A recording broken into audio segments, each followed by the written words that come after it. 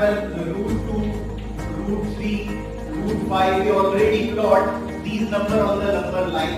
Square root, square root 2, square root 3, square root 5, such kind of number in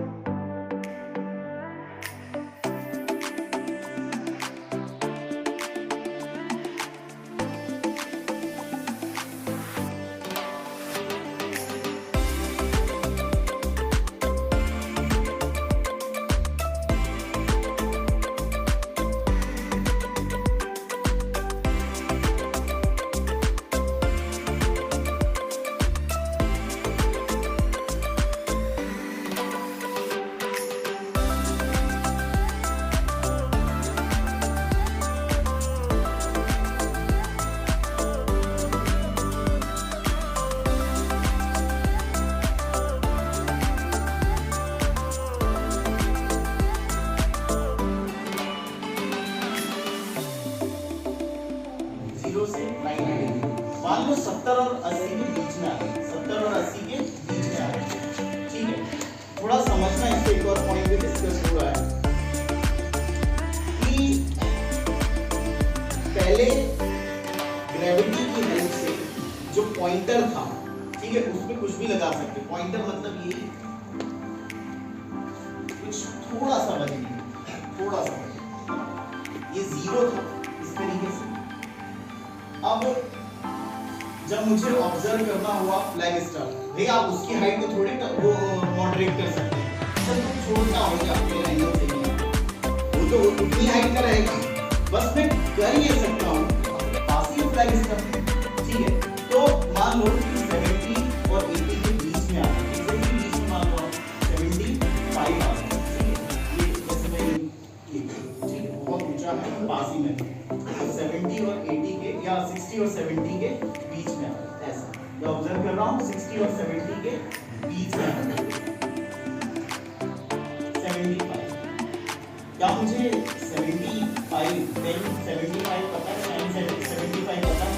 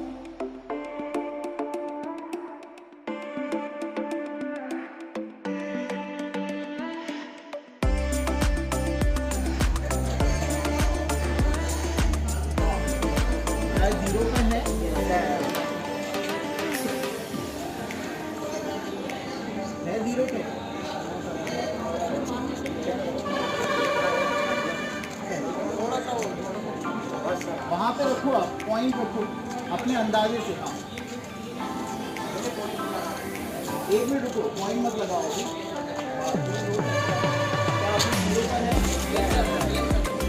थोड़ा सा नीचे माफ कर दो, नीचे माफ कर दो, माफ दिख जाएगा।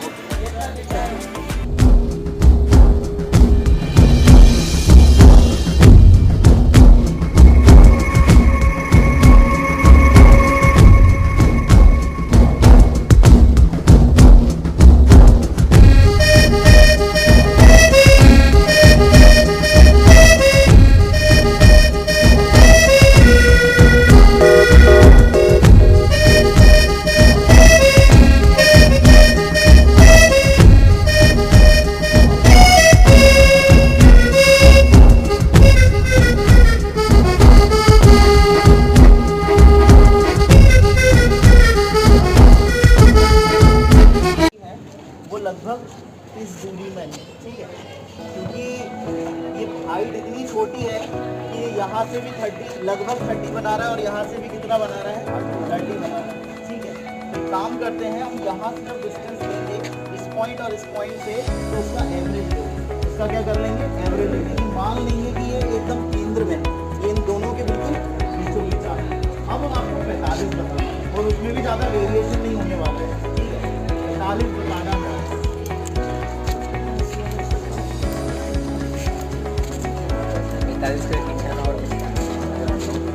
45 की मार्किंग समझ में आ रही है?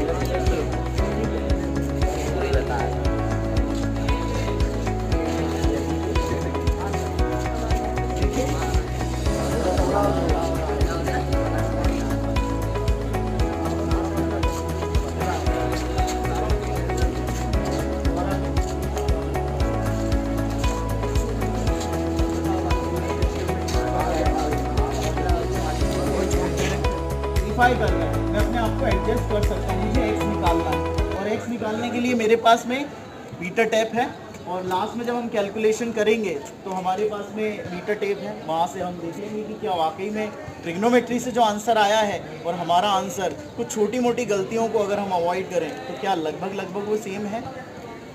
आप समझ पा रहे हैं मैं क्या बोल रहा हूँ? चलो, सो मैं ऑब्जर्व कर रहा हूँ उस पॉइंट को, ठीक है? एक दो स्टूडेंट और आके देख लेना कि क्या कोई एडजस्टमेंट है। चलिए,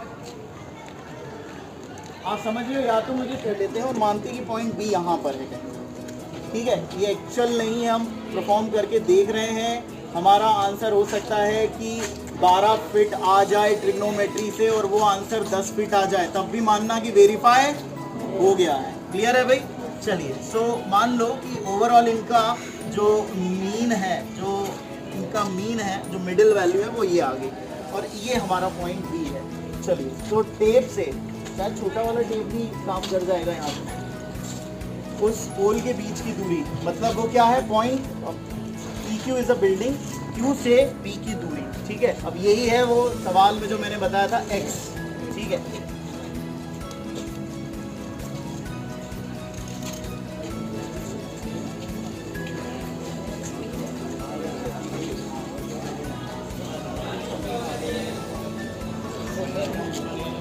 हाँ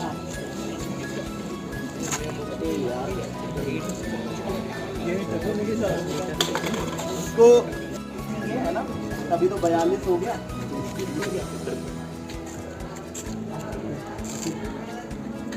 चलो, इसको 43 मान लो, 43, ठीक है? लगभग 43 मान लो और हम थोड़ा बहुत 2-3 फीट का हम गैसिंग कर रहे हैं कि आगे पीछे होगा। क्लियर है भाई? ठीक है। और क्योंकि देखो और ज़्यादा कैलकुलेशन में डिफ्लेक्शन आता है। क्लियर है भाई? चलिए, तो x आ गया हमारा 43। इस पॉइंट का जो बोलना चाहिए कि एंगल ऑफ एलिवेशन है वो 30 है। एक अलग डायग्राम बना लेना 45 के लिए। चलो, अब 45 का देखते हैं। 45 का 45 बिल्कुल जो पॉइंट ऑब्जर्व होना था वो बीचों बीच किया है। क्या 45 के आसपास मार्किंग हो रही है? हो रही है ना भाई? 40 और 45 के बीच में एक मार्क लगाया बिल्कुल मिडिल में। 40 पे आ रहा है। 40 पे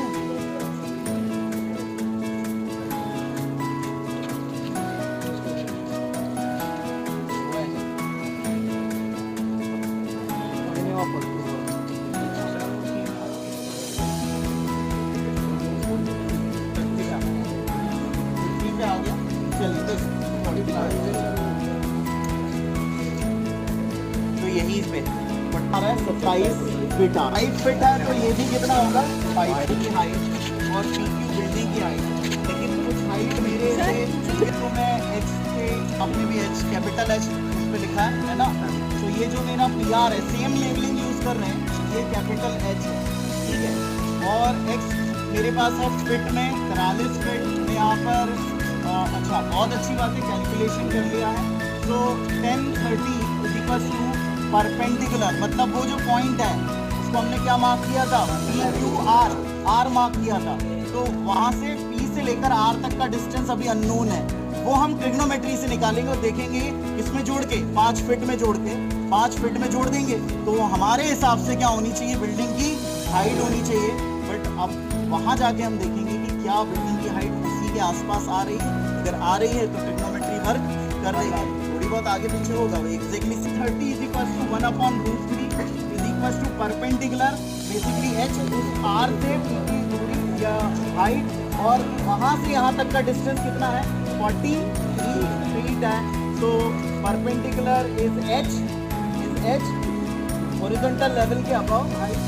वो आप देख चुके, बस अब हम नंबर के साथ कर रहे हैं. और बेस की वैल्यू, बेस की वैल्यू कितनी है 44 है.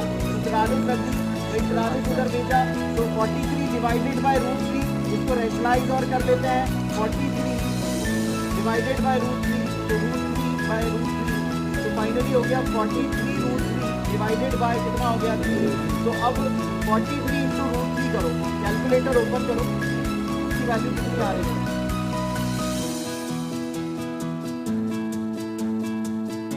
यहाँ से देख रहे सब क्लियर है.